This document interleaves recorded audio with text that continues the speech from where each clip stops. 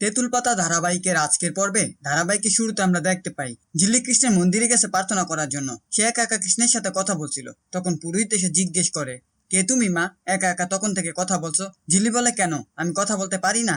আমি তো প্রতিদিনই কৃষ্ণের সাথে কথা বলি। এরপর পুরোহিত পুজোর জন্য ঝিল্লির হাতে প্রদীপ এনে দিয়ে দেয়। ঝিল্লি প্রার্থনা করতে থাকে যাতে বাড়িটা তারা ফিরে পায়। এরপর সে প্রদীপ নিয়ে আরতি করতে থাকে। কিছুক্ষণ পর সেখানে তার শাশুড়ি উপস্থিত হয়। ঝিল্লি শাশুড়ি বলে, শুধু তুমি একাই সবার জন্য প্রার্থনা করতে পারো, আমরা কি পারি না? এরপর ঝিল্লি তার শাশুড়িকে বলে, একদম আমার সাথে মন্দিরে এসে ঝগড়া করবেন না, তাহলে কিন্তু কৃষ্ণ আপনার নাকটা লম্বা করে দেবে। এরপর তেঁতুল পাতা সকলেই মন্দিরে আসে এবং সকলেই প্রার্থনা করতে থাকে কৃষ্ণের সামনে। ঝিল্লি তার শাশুড়ি হাত ধরে প্রতিজ্ঞা করে, আজকের পর থেকে আমরা দুজনে মিলে লড়াই করব আমাদের বাড়ি বাঁচানোর জন্য। অন্যদিকে ঋষি দাঁড়িয়ে দাঁড়িয়ে সবকিছু দেখছিল। রঞ্জু বলে, ঝিল্লি এবং বড় মা এক হয়ে কত ভালো লাগছে তাদের দুজনকে। এরপর পুজো শেষ করে সকলেই বাড়ি চলে আসে। পরবর্তী সিনে আমাদের অমিতের বাড়িতে দেখানো হয়। সেখানে সকলেই ঝিল্লি এবং তার শাশুড়ি মহামিলনের জন্য অনেক খুশি ছিল। বড় মা ঋষির মাকে বলে, আমি তো তোর দাদাকে বললাম সব ঘটনা, তোর দাদা খুব খুশি হয়েছে আর বলল আমি কতক্ষণে বাড়ি পৌঁছবো। এরপর সেখানে ঋষি অমিত চলে আসে। তারা দুজনেই গল্ফ খেলার কথা বলে সকালে। তখন ঝিল্লি বলে, গল্ফ দুদিন পরে খেলুন, কাল সকালে গোবিন্দের লটারি আসার কথা, আপনাদের থাকতে হবে। এরপর ঝিল্লি রিঙ্কির কাছে গিয়ে বলে, দেখেছো, বলেছিলাম না সব ঠিক হয়ে যাবে, দেখো ওরা কত ভালো বন্ধু হয়ে গেছে। এরপর সকালে একসাথে ঘুমানোর সিদ্ধান্ত নেয়, মেঝেতে ঢালা বিছানা করে। অমিত বড়দের ঘরে ঘুমাতে বলে, কিন্তু তারা শোনে না।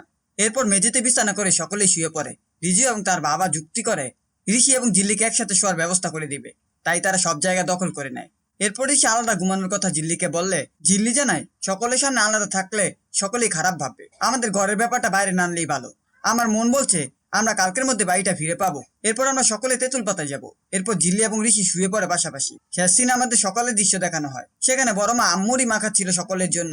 এরপর রিঙ্কির ফোন চলে আসে এবং সে সকলকে জানায় গোবিন্দ লটারি চলে এসেছে। এরপর গোবিন্দ লটারি নিয়ে ভিতরে আসে এবং বলে, পুলিশের বাড়ি একটু ভয় করছে, দেখবেন আমি যেন ফেসে না যাই। রিঙ্কি বলে, আপনি ফাঁসবেন কেন, কোনো ভয় নেই। এরপর ঝিল্লি চুমকি এবং তার মায়ের ব্যাপারে খোঁজ খবর নিতে থাকে। গোবিন্দ জানায় চুমকি এবং তার মায়ের অনেক লোভ অহংকার। ঝিল্লি বলে, এই জন্যই তো এত বড় ভুল করেছে। এরপর ঝিল্লি গোবিন্দকে সব কথা বলে দেয় যে চুমকি খেয়ালির সাথে হাত মিলিয়ে তাদের বাড়ি কেড়ে নিয়েছে। একথা শুনে গোবিন্দ বলে, এত বড় অন্যায় হয়েছে বিপ্লব দা এবং অবয়দার বাড়ির লোকের সাথে। আজকে আমার যা কিছু আছে সব অবয়দার জন্য। সে আমাকে টাকা দিয়ে সাহায্য করেছিল ব্যবসা ধরার জন্য।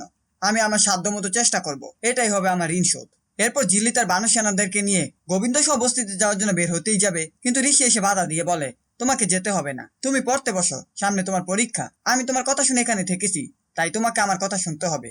এরপর রিঙ্কি বলে, তোমাকে যেতে হবে না, তুমি থাকো, আমরা যাচ্ছি। এরপর সকলেই চলে যায়। ঝিল্লি মন খারাপ করে প্রার্থনা করতে থাকে যাতে বাড়িটা তারা ফিরে পায়। এই ছিল তেঁতুল পাতা ধারাবাহিকের আজকের আপডেট। ভিডিওটি ভালো লাগলে চ্যানেলটিকে সাবস্ক্রাইব করে পাশে থাকা বেল আইকনটি অন করে দিন।